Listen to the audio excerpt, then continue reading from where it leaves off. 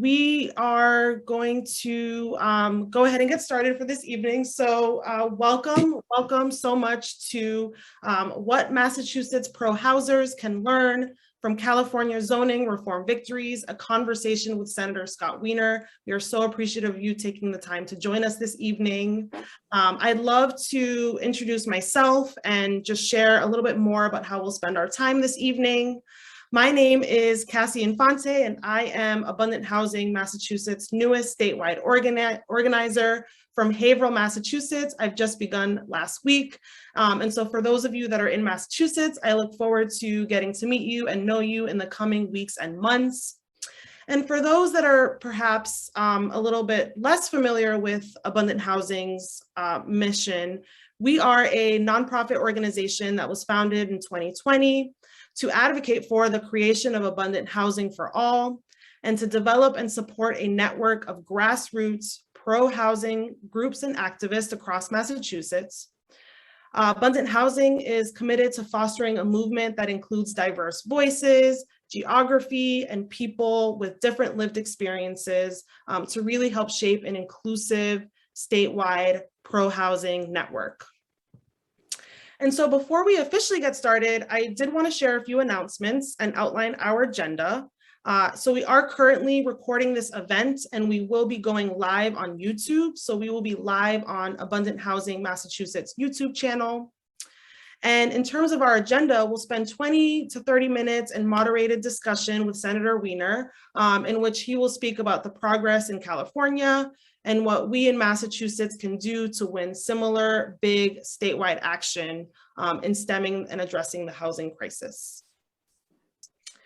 In the final 10 minutes, we will entertain questions from our audience. And so we will be using the Zoom Q&A function, as well as pose questions that were submitted by event attendees in advance.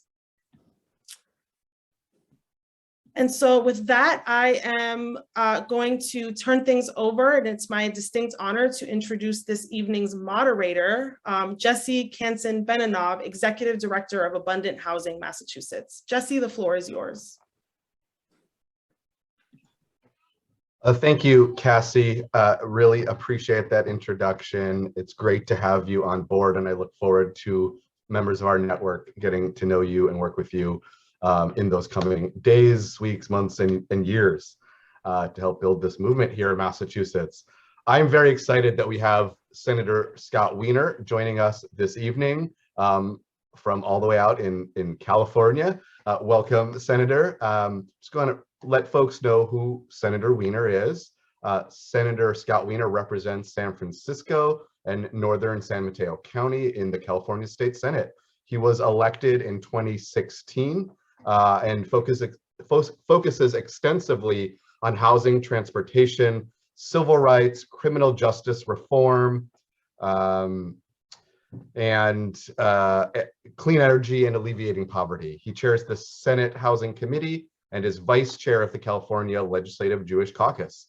He is the immediate past chair of the California Legislative LGBTQ Caucus.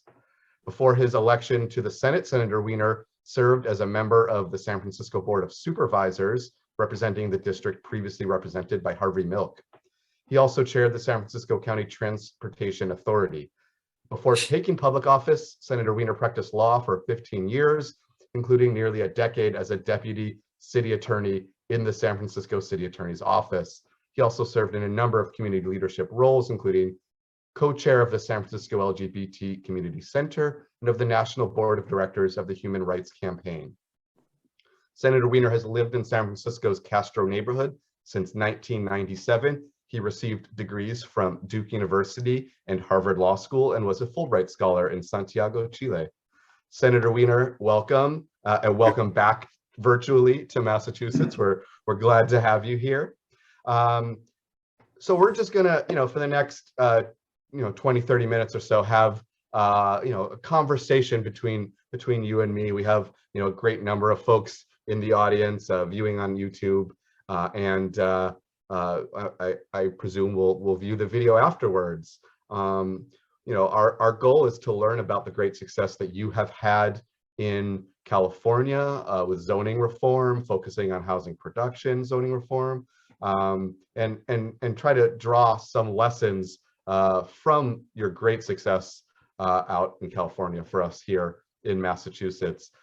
So I just read your bio, but one is hoping you could tell us a little bit more about your path to the state Senate, and specifically how you became involved in the pro-housing movement and leading the pro-housing charge in the California legislature. Sure. Well, first of all, thank you for having me today. It's good to be back virtually in Massachusetts after I spent 3 years there, including 2 of the 3 winters were more than 100 inches of snow. So I definitely don't miss that. But I enjoyed my time, and I lived in Somerville and in school in Cambridge. And also thank you for the work that you do and for your advocacy. The YIMBY movement has been a complete game changer around the country on housing policy, really injecting a robust pro-housing voice into the debates, because that voice was not always there. And we heard about all the problems, supposed problems caused by, God forbid, building more housing without hearing the perspective of where are people supposed to live. So thank you for your organizing, for your advocacy at the local level, at the state level. It's incredibly important. So for me, I moved to San Francisco. I'm from the Philadelphia, Southern New Jersey area, where at least when I was there, housing was not that big an issue. I mean, there was a lot of affordability and pretty abundant housing stock. And I moved to San Francisco in 1997, which was the very beginning of what we now call the dot-com boom, the first big tech boom. And I remember arriving in San Francisco in August, planning to spend a couple weeks looking for a place to live before I moved there. And I remember getting in on a Friday night, and Saturday morning I went and started to do apartment open houses. And the first one I went to was in the Haight-Ashbury, and I show up, thinking it was just going to be like a normal way of getting an apartment. You show up to an apartment, you like it, you sign a lease. And there was a line down the block, and there were people when I got in who were like trying to bribe the landlord into like signing a lease. And I was like, what on earth is going on here? And so I found an apartment.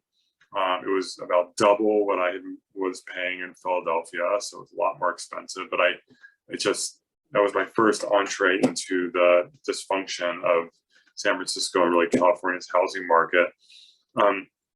I started off as a young lawyer at a private law firm, but I did a lot of pro bono work. And so in those first few years, I was representing pro bono a number of low-income renters who were facing eviction. They were frequently older gay men, often long-term HIV survivors who had been in San Francisco for decades and were now facing eviction, not because of anything that they did, but because the landlord wanted them out in order to dramatically jack up the rent. And they made clear to me that if they lose their apartment, if they were to lose their apartment, they'd have to leave San Francisco entirely. So that was my next step in really seeing the crisis that we have had here for a long time. I then got more and more involved in the community and ultimately in my neighborhood association. And it was during a time when my neighborhood, the Castro, had been upzoned along our major corridor, Market Street. And there were built proposals for coming forward for housing based on the increased height limits and increased density. And there was one project in particular that literally went through 50 community meetings. It's a project that was entirely within zoning and had to go through literally 50 community meetings, just years of process. And I remember thinking, why is this happening? Like, why does it have to, why do we have to have another presentation from this developer who's already presented to us so many times? And so I, through all these experiences, I sort of had a general understanding that housing was messed up here, and it wasn't serving anyone. And then I got elected to the Board of Supervisors in 2010, which was still in the recession, the Great Recession. But then starting shortly thereafter, we started to see our tech run up, and which is a good thing that we were having companies start and grow or relocate here, creating tons of jobs, tax revenue, that's great. But because of our anti-housing policies, the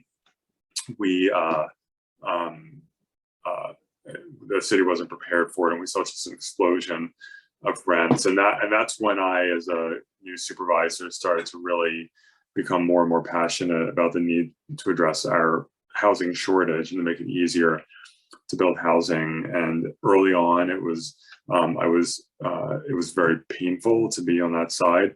The YIMBY movement started in San Francisco around 2012, and it got a lot easier. And I became more vocal, pushing for ADU reform and so on and so forth. And then by the time I ran for the state senate in 2016 against a candidate who did not share my views, housing became an issue in the race, and I was able to win. And I was told by some of my YIMBY supporters, "Why are you going to the state legislature? You can't do anything for housing there." And I said, "I disagree." And lo and behold, we've been able to do some good work. So that's my pathway. Now that's interesting, and obviously California and the Bay Area to some degree is it's in a different place than Massachusetts, but I see a lot of parallels there, particularly with what we're facing here with growing industry, the biotech tech industry here in Massachusetts, the jobs that it's bringing, but our failure to build homes for everyone that needs it, existing residents, new households, etc. And we often sometimes crassly say we're well on our way to becoming San Francisco, and frankly we're close to it already. And so I appreciate hearing about how you got engaged in this conversation, both as an activist, a supervisor, and now as a state legislator. I want to make sure we talk about the specific bills. It's SB 10, which was your bill, SB 9, which I know you, a partner of yours in the legislature, sponsored, and you were an advocate for, are the two pieces of legislation that have received a lot of national attention. For the purposes of our making sure our audience is all on the same page, can you tell us a little bit about what those two bills do and why you think they're so monumental and so important and worthy of attention in national media?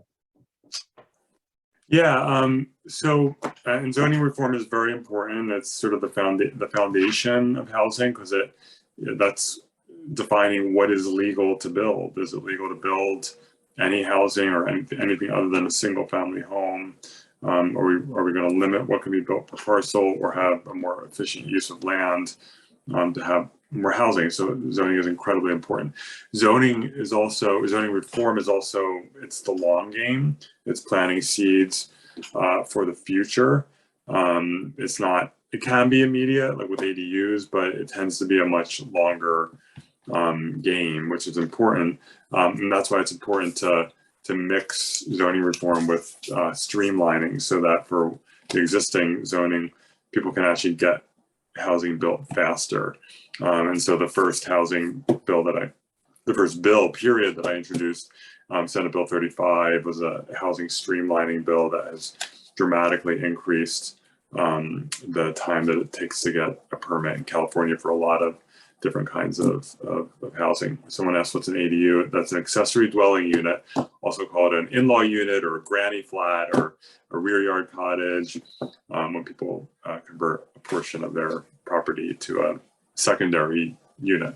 But in terms of zoning reform, so this all grew out of a bill that I authored for several years, starting in 2018 through the beginning of 2020. It was Senate Bill 827, and then it became Senate Bill 50, SB 50, which was a bill, very hyper-aggressive zoning reform bill that would have allowed for 4 to 5 story apartment buildings in big swaths of California, anywhere that was near transit, anywhere that was in a high opportunity or job rich area. And that was a bill was it was exceptionally controversial, I think in a good way. It really became a topic of conversation throughout the state. Got people asking themselves, well, when I say we need more housing, but what does it mean? And so it was a good instigator of that, and it elevated that conversation, and it got huge attention throughout California, around the country, even other countries. So, which I hadn't anticipated when I introduced it. It sort of touched a nerve, I think, in a really important way. We were able to get that bill through multiple committees and ultimately to the Senate floor, and we came within one vote of passing it off of the Senate floor. Unfortunately, we did not get that additional vote we needed, and the bill failed. But despite its failure, I think it really it did a few things. First, while everyone was focused on it, a whole bunch of other impactful housing bills passed under the radar because people were so focused on SB 50. But it also, I think, created a lot of political space for more aggressive housing policy. So I think it accomplished a lot of good. And so immediately after SB 50 failed, our Senate leader, Senator Toni Atkins, who represents San Diego, she announced that this is not going to be the end, and we're going to do some aggressive work to get some bills passed. And so she decided that we were going to put together a Senate housing package. Two of those bills were zoning reform. One was her bill, which I joint authored with her, Senate Bill 9, and then Senate Bill 10 that I authored. SB 9 legalized duplex zoning throughout the state. So basically, with a few exceptions, any parcel that's zoned for single family would automatically be rezoned for duplex. In addition, it allowed, as of right, so ministerial, no discretion by a city, a lot split if the lot was big enough. So you could take a lot, split it, and then do two duplexes. So effectively a fourplex if the lot was big enough. So it's a good bill, and it was great that we were able to get it passed. And then Senate Bill 10 it's a voluntary bill for cities, so it didn't force them to do anything, but it made it much easier and faster for cities to rezone for small multi-units. You do have cities that are interested in rezoning in part of their city or their whole city, but because of having to go through CEQA, the California Environmental Quality Act, which it was a law that Ronald Reagan signed when he was governor of California, and it was a very important law to say, like, if you're building a dam or a new freeway, you should evaluate the environmental impacts before you make the decision. Unfortunately, CEQA has expanded to cover so many kinds of projects, including environmentally beneficial projects like infill housing and transit projects. It's become, I call it the law that swallowed California. And if you, even for a small project, someone, if they want to oppose it, can tie it up for years and years with appeals, litigation, et cetera. So SB 10 provides that if a city is, if the city council is upzoning for up to 10 unit buildings in an area that is infill or near transit, it can do it without having to go through CEQA. So just boom, do it quickly. And so those two bills together, trying to give a new tool to cities and then have a new baseline zoning, I think in combination are going to be pretty impactful. Yeah, thank you for that. I want to take a step back and if you don't mind, talk a little bit about SB 827 and SB 50, and ask you to expand a little bit on what was some of the controversy that arose when you proposed that legislation. What were some of the difficult conversations that you have had to have? I know it didn't pass. Falling one vote short is still notable, given some of the challenges that it faced. But I think it would be helpful for this audience to really understand what were some of those challenges, those difficult conversations, and how did you address them in advocating for that legislation? Yeah, so we built, with SB 50, we built a huge coalition behind the bill, very, very diverse coalition of we had the builders, and we had the building trades and labor behind it. We had the YIMBYs. We also had the affordable housing nonprofit builders. We had groups like Habitat for Humanity and AARP. We had the UC Students Association. We had several major environmental groups, so League of Conservation Voters and Natural Resources Defense Council. It was just a massive coalition, which is good because as other hard housing bills come forward, I always tell my colleagues, just look at the SB 50 supporter list and start calling, have your office start calling those organizations. So we developed a massive coalition, but there was a lot of opposition. It fell into a few categories. There was primarily, like, obviously the cities opposing it. A lot of cities, including to their eternal shame, San Francisco, because the San Francisco Board of Supervisors decided to vote 3 times, not once, not twice, 3 times. It was LA and a lot of the smaller cities opposed it. So there's a lot of city opposition to it. There were also enormous NIMBY opposition. A lot of the homeowners associations and neighborhood associations opposed it because the cities didn't want to be told what to do, which is normal. The NIMBY and homeowner association groups just didn't want to see any change in their neighborhood, and they were horrified by the idea that you might have a multi-unit building in a single family neighborhood, even though we know from many polls that the voters are actually okay with mixing apartment buildings and single family homes in the same neighborhood. And there was a recent poll out of Los Angeles showing very significant support for SB 9 and SB 10. So it was that opposition.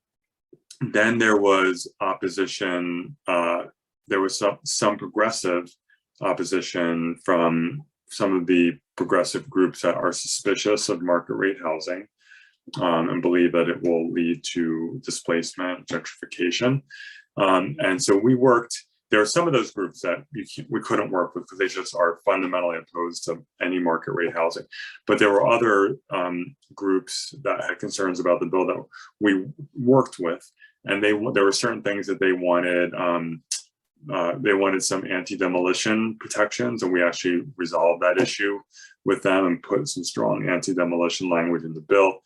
The bill deferred to local inclusionary or affordability percentages, but had a baseline of 10% if a city didn't have a local inclusionary.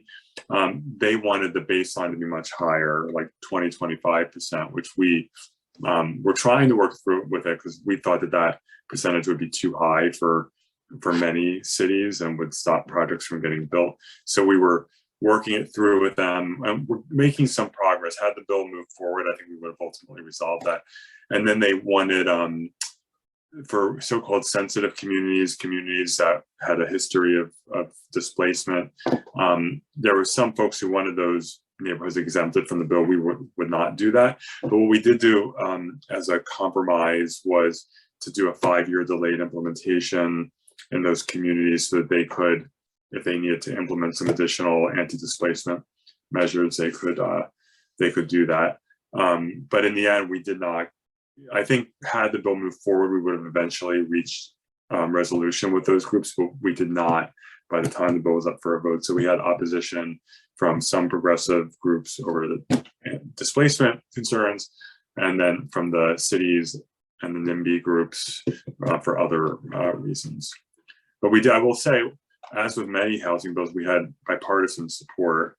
We had support from some of the most right-wing Trump senators and some of the most left-wing Bernie kind of senators, and opposition from some conservative Republicans and some liberal Democrats. I found with housing, it really has to do with the kind of community that people represent. And some of the really wealthy coastal communities, of course, are some of the most challenging communities on housing.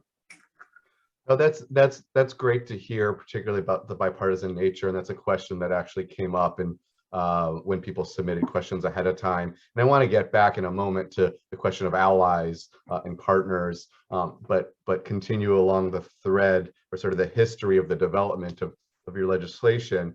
So you submitted SB 827, SB 50, two different sessions, as I understand. Ultimately, it failed by one vote. What was the decision point for you? Or maybe there was something I don't understand about the logistics of how the California State Senate works, but what was the decision for you, rather than going up for a third session for an SB 50 style bill, to focus on SB 9, SB 10, smaller interventions, but still, important? What was the decision point there? Well, I think it was really, the bill, after the bill failed, and our Senate leader, we call the pro tem, Senator Atkins, said we need to come up with a package of bills, move forward. It would have not been tenable for me to reintroduce SB 50. It just wouldn't have worked. And I think we sort of, and I think this probably made sense at the time, and to sort of move forward a series of smaller bills rather than the one grand stroke bill. So I just don't, and even with SB 9 and 10 and some of the other bills in 2020, when those bills were moving forward, we had just a mess at the end. Partly because of COVID, and because of some, ridiculous tensions between the Senate and the Assembly. All the housing bills ended up dying at the end. It was horrible. And so in January of this year, we reintroduced everything, and we were able to get most of the bills passed. On this question of the broader bill, more sweeping change versus smaller interventions, I find the idea of building support around sort of something concrete and easily explainable to be interesting. Housing policy can be complicated. SB 827 had complicated elements to it. We have done some zoning reform in Massachusetts recently that is difficult to explain to a lay audience. And so it seems that maybe focusing on a specific tenant, allowing duplexes in every community everywhere, can it be useful in building consensus, sort of stemming fear of change, building support, or even just as a negotiating tool? Did you find that to be the case, that simplifying it a bit made it easier to move forward?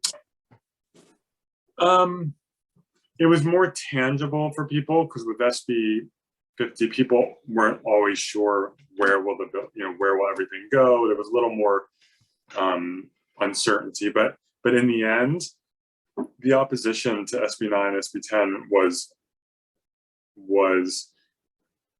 almost, the progressive groups, well, some of them did, but mostly they did not take a position on it.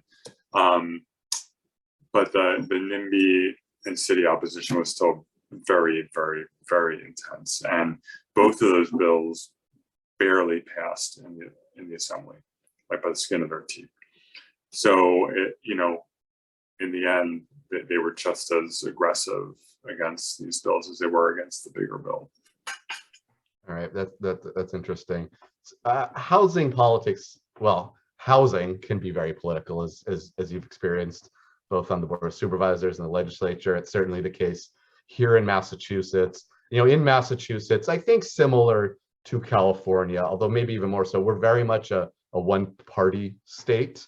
We have very few Republicans in our legislature, but there is quite a bit of ideological diversity even among the Democrats in the Massachusetts state legislature. And then there's debates around, we did some big zoning reform last year, so we're not going to deal with housing or zoning reform again for a few sessions. But we're always trying to figure out who the allies are that we can align with, or who our friendly legislators can align with, to help overcome the notion that because something is hard or political, we can't dig into it too much. I guess the question I have for you is, a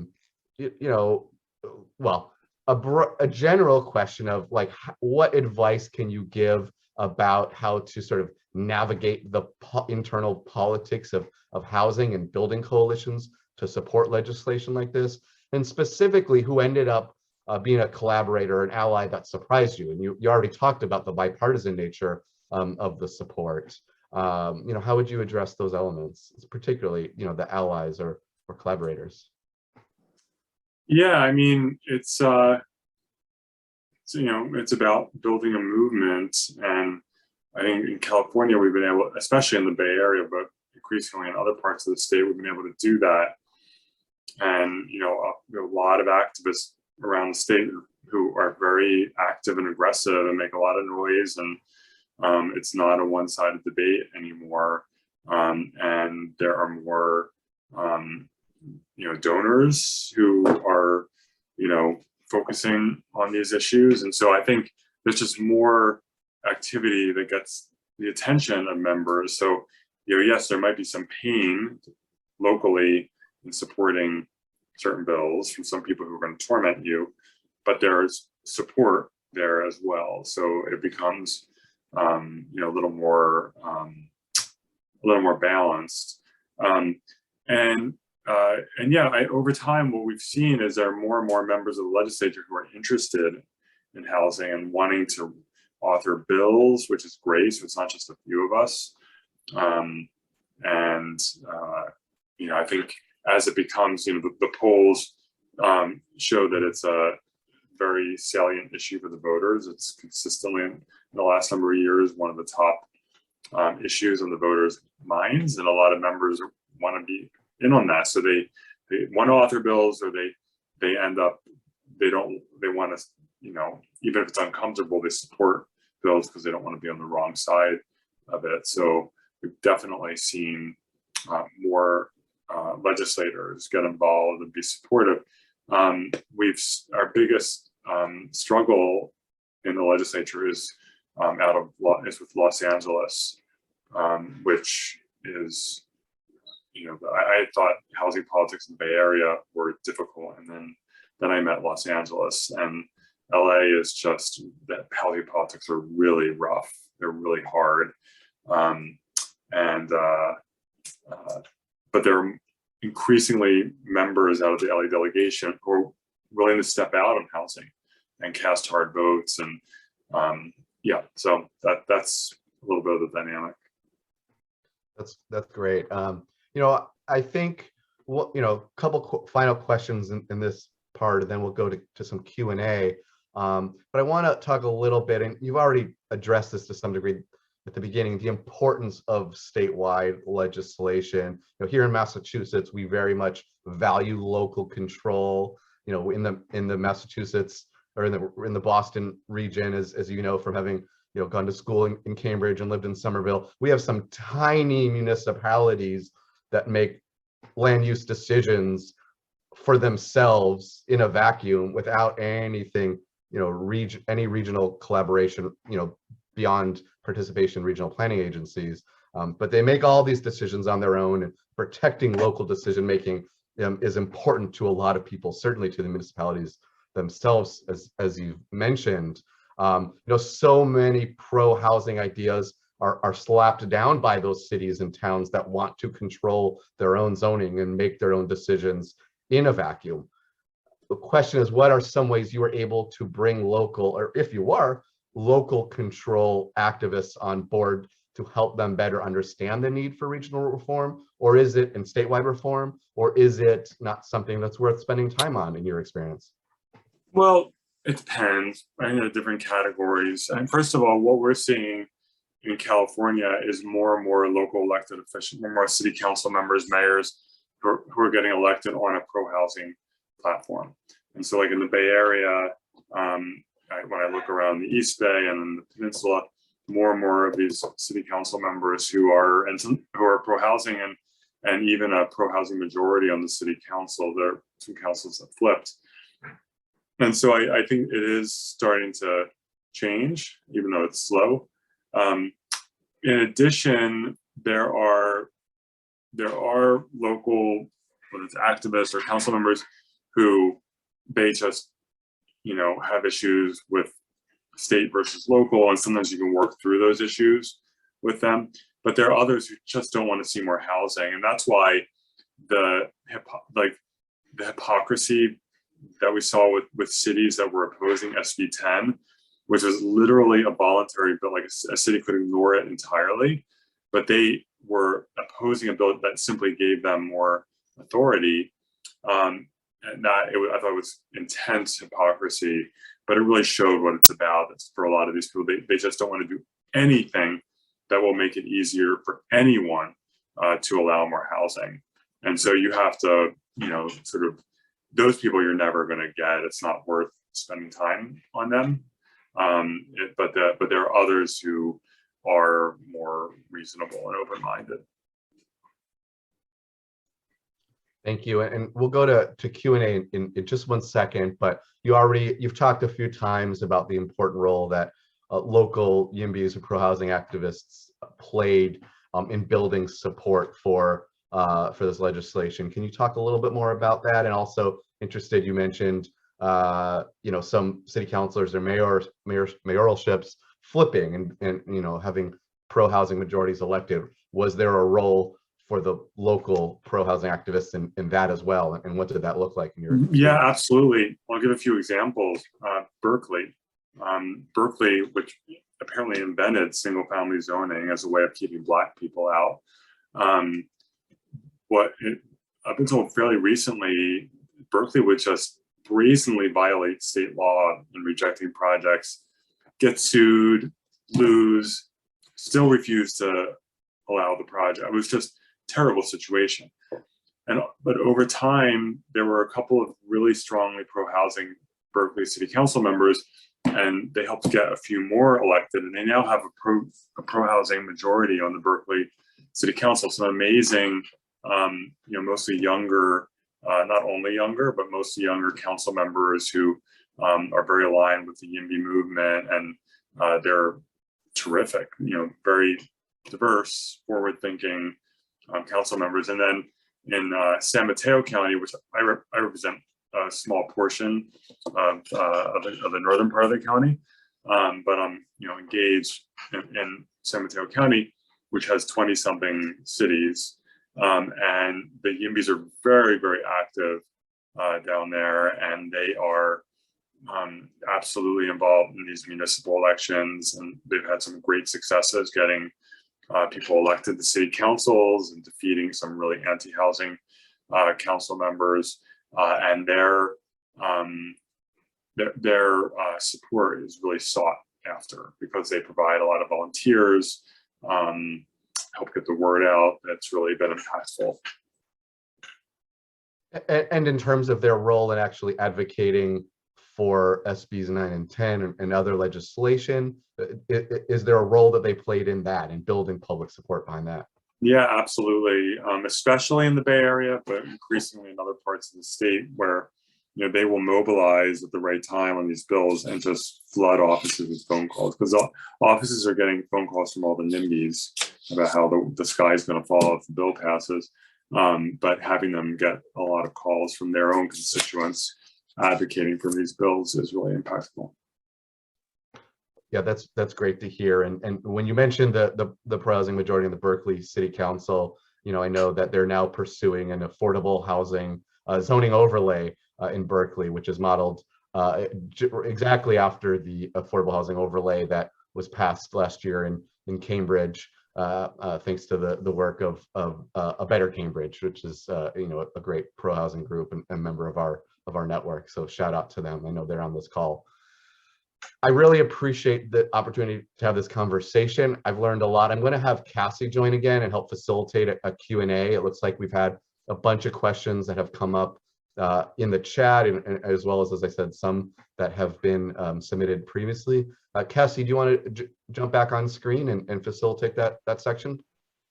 Sure. Thank you so much, Jesse. And thank you, Senator Wiener, so much for sharing everything you have. I've learned so much. And yes, we've had a number of questions submitted, so I'm eager to jump right in and share those questions. If you give me just one moment, I'm going to navigate over to those questions.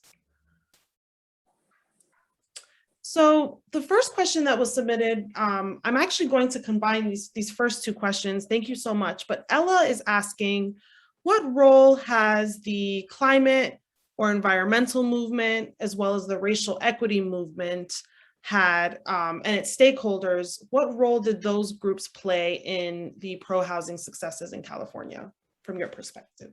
Well, in terms of climate, I think we have definitely focused on the climate benefits of having more infill housing, less sprawl, people having shorter commutes, building less, stopping, having endless housing built in wildfire zones.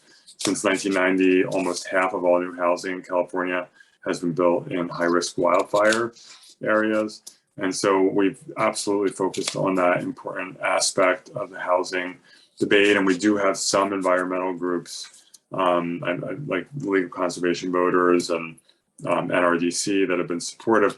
Unfortunately, there are some environmental groups that still are stuck like in the 1960s, 1970s, where all development was just considered anti-environmental. And so they just reflexively oppose any kind of pro-housing bills. The Sierra Club sometimes falls into that trap, but they have actually done so less recently. So I think the Sierra Club is also evolving on that issue. In terms of sort of racial justice, racial equity groups, we have, I do think that, it's important for the YIMBY movement to, as it grows, to become more diverse, to have more linkages with groups advocating for racial equity, for environmental justice, for, protecting renters and so on. I think sometimes we have these squabbling factions within a movement where everyone wants, we all just want everyone to be housed, but we have different paths to get there. And so there has been some good work in California in working with groups, particularly in the Latinx community, particularly more in Southern California, I think, than in the Bay Area, that are some really fruitful collaborations and alliances on some of the housing issues that have happened. We're also seeing, just in terms of people who are being elected to city councils, a lot more diversity in terms of the pro-housing voices. And I think, that's really important.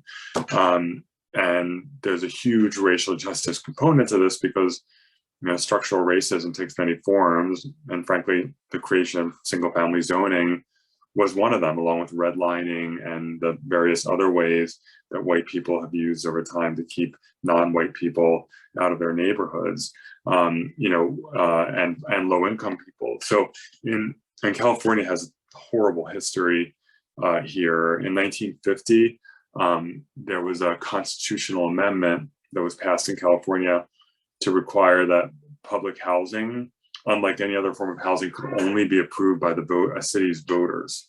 So you can't be approved by a city council or by a planning commission. You had to put it on the ballot, which means no in most cities, not in San Francisco, or Oakland, but in other cities.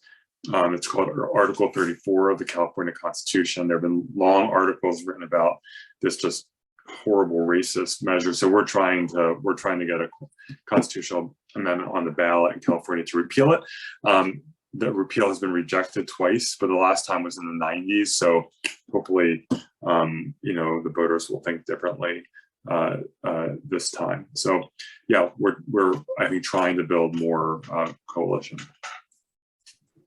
That's helpful. Thank you so much. So many lessons learned for us at Abundant Housing and just the broader movement in Massachusetts. So thank you. Just moving into the next question, Josh is curious to hear your thoughts on implementing recent reforms in California, given that we in Massachusetts are about to enter an implementation frenzy with the MBTA component of the housing choice law. Yeah. What are some of the obstacles you've seen there, and how is the state legislature or executive agencies handling them? Yeah, so passing a law is only step one, then you have to enforce it. And what we've seen over time, because California actually enacted some good housing laws some of our basic core housing laws from between the late 1960s and early 1980s. And they all sat as like either dead letters or toothless laws for decades, and cities either ignored them or only marginally complied. And so one of the things that we've been doing in the last number of years, in addition to passing new laws, is putting teeth into these old laws. And it's really had a lot of impact. First, we gave people, members of the public, the right to sue to enforce some of these laws. And so we actually have some YIMBY and YIMBY aligned organizations that all they do is monitor projects in different cities, and when they see a violation of state law, like an arbitrary rejection of a project, they'll file a lawsuit, and they're well funded and they do a great job. And some of these cities, they don't want to get sued, they're small, they don't want to have to pay for a defense, so they'll just do the right thing. In addition, we have given our Attorney General more power to sue cities that are violating the law, and some of those lawsuits have happened. And we have a new Attorney General, Rob Bonta, who had set up a separate unit just to try to work with cities or sue cities if need be and have accountability. In addition, the governor proposed, and we adopted in the budget, a new unit of our Housing and Community Development Department that is just a pure accountability group. So these are staffers who monitor what's going on, talk to cities that are not compliant, try to help them comply, and then if there's a problem, enter into enforcement or referral to the Attorney General. And our HCD, the Housing Community Development Department, has become very proactive and aggressive about notifying cities when a project has been improperly rejected or mangled up. And in fact, the city and county of San Francisco just got a letter about 2 projects that the Board of Supervisors had very ridiculously rejected, saying it looks like these may be violations of state law. And by the way, we opened up the hood and looked at your entire process of housing approval in San Francisco, and we think your entire system may violate state law. We just sent a letter to Santa Cruz about illegally rejected project. So that's great. In addition, we're going through our housing element process now, where cities have to zone for their housing allocations. And cities have a long history in California of scamming that process. For example, saying, oh yeah, we're gonna build here, we're gonna build 300 units here, but wasn't a Target just built there 2 years ago? So really, you're gonna tear down a brand new Target to build? No, that's a scam, that's like fraud. And so they're getting more aggressive when the state reviews those plans and rejecting them when they really are fake. And we're trying to get the department to be even there. Sometimes we think they haven't been as aggressive as they need to be, but I think they're getting more aggressive. So it's a lot, and we have almost 500 cities in California, and you can't monitor and enforce everything, but I think we're doing better.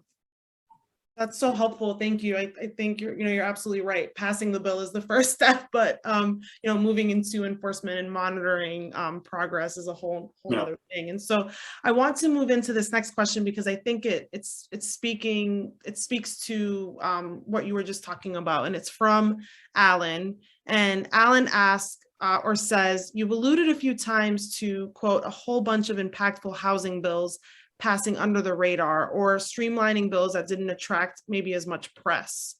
Did those bills pass more comfortably in the legislature? What was it about those bills that allowed them to simultaneously be impactful, but also have more consensus or be less controversial? Well, they're all controversial, but when you have a big flagship bill moving forward that the opposition is very focused and obsessive about, they just, other bills can sometimes have an easier time. So some of those bills were one that I authored, SB 828, which revamped how we calculate housing goals for cities.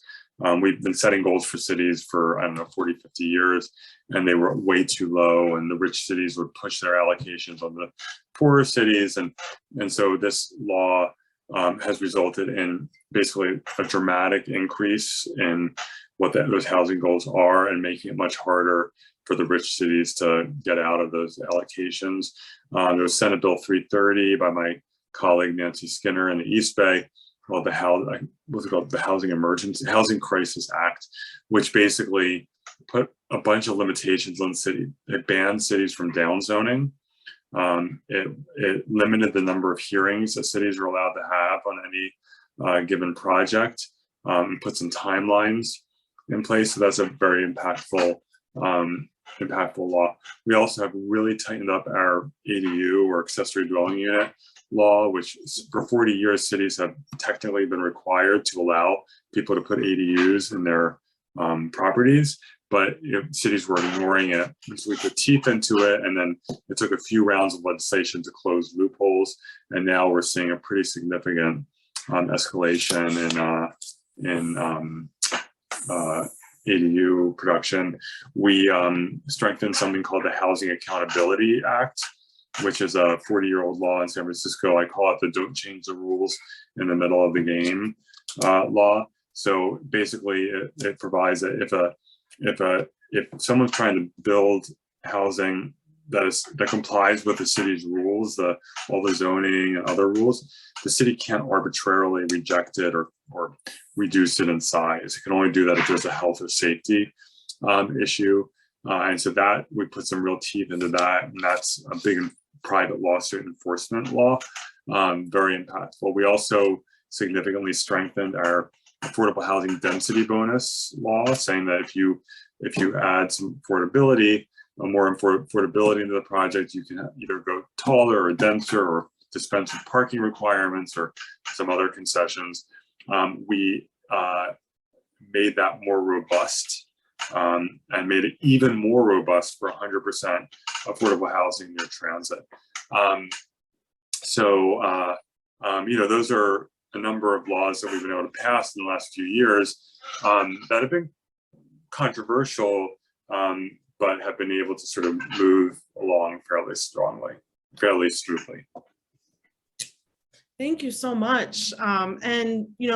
This next question, I think what we'll do is just move through maybe one or two more questions, and then invite Jesse back in to close us out for this evening. I think this next question really ties in a number of questions that have been submitted from the audience, because unfortunately, I don't know we'll have time to answer every single question, but this one feels pretty comprehensive. And so the question is, should Massachusetts housing advocates push for cities and towns to create housing elements every decade, as is required in California, and now being used as a way to leverage more housing production because of higher targets in HCD enforcement? Or should energy, really be focused on statewide upzoning, density bonus programs, making 40B stronger, et cetera? All of those things that have been pushing the needle in California. I mean, I think both. They're all important, because one is more of the general structure, and then it's the individual, helping individual projects move forward. But the housing element, in the way that we've strengthened it in California, really is important, because we increase the housing goals. We call the regional housing needs allocation RHNA. So they all get higher numbers. Then they have to zone for those in their housing element. So that is good. And then we also changed housing element law to say that once you have included a site for X number of units in your housing element, that is your zoning. It used to be that what cities would do is they would put all these things in their housing element, but never change their planning code to actually incorporate it into municipal law. And so it would be like fake zoning. And so what we changed the law a few years ago to provide is that once it's in your housing element, that's your zoning, whether or not you ever actually amend your municipal ordinances. So the housing element process done right can be very powerful. But I think the other items having to do with individual projects are also really important. Excellent. Thank you so much. I would love to wrap with a final question here. And again, I apologize to the audience. We won't be able to make it through every question. However, we at Abundant Housing will record your questions, and hopefully this is the beginning of a conversation with Senator Wiener, and we'll host more events to really meet your information needs. So really appreciate all of the great questions that have been submitted. So this final question is from Boston Indicators. And so they're wondering, what do you think was maybe the secret sauce for you becoming such a prominent advocate for statewide housing reform? How do you think your work made it to the New York Times radar, for instance? And, is there any related advice in terms of strategy for us to get the state reform debates more to the center of the agenda? One of my colleagues recently told me that I'm officially the YIMBY mascot. So you can dress me up in like an animal uniform and I can run around the field or something. I think it was a timing issue. I mean, because San Francisco went off the cliff before almost anywhere else. We were just so far ahead of the curve in a bad way in terms of having a housing disaster that it was a much more salient issue in San Francisco than in most other places. And so there were leaders arising in San Francisco to try to deal with this, and I was one of them. So I got involved as a policymaker before it was sort of a mainstream thing to do. In addition, my personality is such that I don't have a problem, introducing very aggressive legislation. It's not just in housing; I do it on criminal justice reform, constantly at war with law enforcement on, sentencing reform and other criminal justice reforms, on LGBTQ civil rights. I handle some of the really gnarly, difficult bills that are hard to explain to the public. And just in general, like I don't mind having huge fights where people are mad at you or demonizing you, and that's just how I'm wired. And so I think a combination of those two things, I was sort of in the right place at the right time, doing aggressive work, and when it caught fire. And SB 35 got a fair amount of attention, the streamlining law that I authored in 2017. But then I think when I introduced SB 827, our first big upzoning bill in early 2018, that was around the time when the YIMBY movement was really taking off, when this was just really getting more attention, and it hit a nerve and just exploded from there. And so that's how I sort of got caught up in the middle of all this. That's fantastic. Thank you so much, Senator Wiener, for your time, for all of the great advice that you've offered us. I want to be respectful of your time and everyone else who's on the call. My final apologies for not making it to every question. However, we look forward to remaining in community with you and continuing the conversation. And so with that, I will turn things over to Jesse to close us out for this evening. Thank you, Cassie. Thanks for facilitating and bringing those important questions to Senator Wiener. Senator Wiener, I want to thank you again for taking the time out of your undoubtedly busy schedule to virtually send yourself all the way across the country to talk to a bunch of housing advocates here. I've learned recently that there are as many state senators in the tiny state of Massachusetts as there are in the state of California. So you undoubtedly have a huge district, huge population, a lot of demands on your time. So again, appreciate you taking the time this evening or afternoon, I guess in your case, to join us. I want to, for the audience, let everyone know that we are going to follow up this conversation with an additional series of conversations. We're working on bringing some leading pro-housing legislators from Massachusetts together and to follow up from this conversation and see what the lessons are for continuing to push for big zoning reform in Massachusetts. So stay tuned for that. Make sure to sign up for our mailing list so you get information about those events. If you participated tonight, please share your thoughts on social media. Make sure to tag us on Twitter. We are at Abundant Homes MA, and we would appreciate you sharing your thoughts and reactions to this session. Want to finally remind everyone that Abundant Housing Massachusetts is a membership organization, and not only are we a membership organization, we are our members. We are driven by our members. So if you enjoyed the programming tonight, if you believe in the mission that we stand for, and you want to help support our work, please make sure to visit our website, abundanthousingma.org, and join as a member of our organization. With that, I just want to say again, thank you to Senator Wiener for your time, and thanks to everyone who joined us this evening. Hope everyone has a safe and healthy evening. Thank you. Thank you. Happy holidays. All right, you too. Bye-bye.